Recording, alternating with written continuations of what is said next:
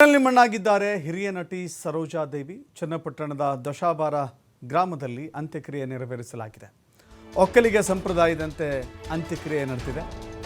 ದಶಾಬಾರದ ತೋಟದಲ್ಲಿ ಸರೋಜಾ ದೇವಿಯ ಅಂತ್ಯಕ್ರಿಯೆ ನೆರವೇರಿದೆ. ಅಂತಿಮ ವಿಧಿವಿಧಾನವನ್ನು ನೆರವೇರಿಸಿದ್ದಾರೆ ಅವರ ಪುತ್ರ ಗೌತಮ್. ಸರೋಜಾ ದೇವಿ ಪಾರ್ಥಿವ ಶರೀರಕ್ಕೆ ಸರ್ಕಾರಿ ಗೌರವವನ್ನು ಸಲ್ಲಿಸಲಾಗಿದೆ. ಕುಶಾಲ ತೋಪು ಸಿಡಿಸಿ ಸರ್ಕಾರಿ ಗೌರವವನ್ನು ನೀಡಲಾಗಿದೆ. ಸರೋಜಾ ದೇವಿಯವರು 7 ದಶಕಗಳಿಂದಲೂ ಕೂಡ ಸಿನಿರಂಗದಲ್ಲಿದ್ದಂಥವರು. 7 ದಶಕಗಳಿಂದಲೂ ಕೂಡ ಸಿನಿರಂಗದಲ್ಲಿ ತೊಡಗಿಕೊಂಡಂಥವರು. ಕೇವಲ ಕರ್ನಾಟಕ ಮಾತ್ರವಲ್ಲದೆ ಪಂಚಭಾಷಾ ತಾರೆಯಾಗಿ ಮಿಂಚಿದಂಥವರು.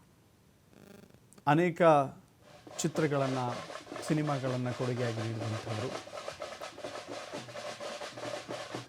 ತಮ್ಮ 87ನೇ ವಯಸ್ಸಿನಲ್ಲಿ ಕೊನೆಯುಸಿರೆಳೆದಿದ್ದಾರೆ.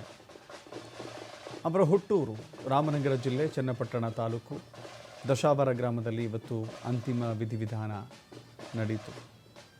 ಅವರ ಅಂತಿಮ ಆಸೆಯಂತೆ, ಅವರ ಕೊನೆಯ ಆಸೆಯಂತೆ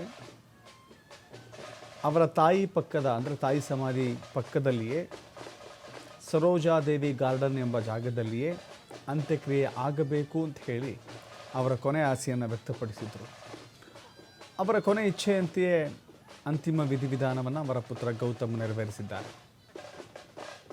ಅವರ ಅಭಿಮಾನಿಗಳು, ಗ್ರಾಮಸ್ಥರು, ಸಿನಿರಂಗದ ಗಣ್ಯರು, ರಾಜಕಾರಣಿಗಳು, ಜಿಲ್ಲಾಡಳಿತ, ಪೊಲೀಸ್, ಹೀಗೆ ಅನೇಕರು ಕೂಡ ಈ ಅಂತಿಮ ವಿಧಿವಿಧಾನದಲ್ಲಿ ಹಾಜರಿದ್ದರು. ಕುಶಾಲ ತೋಪು ಸಿಡಿಸಿ ಸರ್ಕಾರ ಅವರಿಗೆ ಗೌರವವನ್ನು ಸಲ್ಲಿಸಿದೆ. ಚನ್ನಪಟ್ಟಣದ ದಶಾಬಾರ ಗ್ರಾಮದಲ್ಲಿ ನಡೆದಂಥ ಅಂತ್ಯಕ್ರಿಯೆ. ಅಲ್ಲಿಗೆ ಅವರು ನಮ್ಮನ್ನು ಭೌತಿಕವಾಗಿ ಅಗಲಿದ್ದರೂ ಕೂಡ ಅವರ ಸಿನಿಮಾಗಳು, ಅವರ ಕೊಡುಗೆ ಅಪಾರ. ಸೊ ಹೀಗಾಗಿ ಅಭಿನಯ ಸರಸ್ವತಿ ಅಂತಲೇ ಖ್ಯಾತಿಯಾಗಿದ್ದಂಥ, ಕೇವಲ ಕನ್ನಡ ಮಾತ್ರ ಅಲ್ಲದೆ ತಮಿಳು, ತೆಲುಗು, ಇತರೆ ಭಾಷೆಗಳಲ್ಲೂ ಕೂಡ ಸರೋಜಾದೇವಿಯವರು ಹೆಸರುವಾಸಿಯಾಗಿತ್ತು.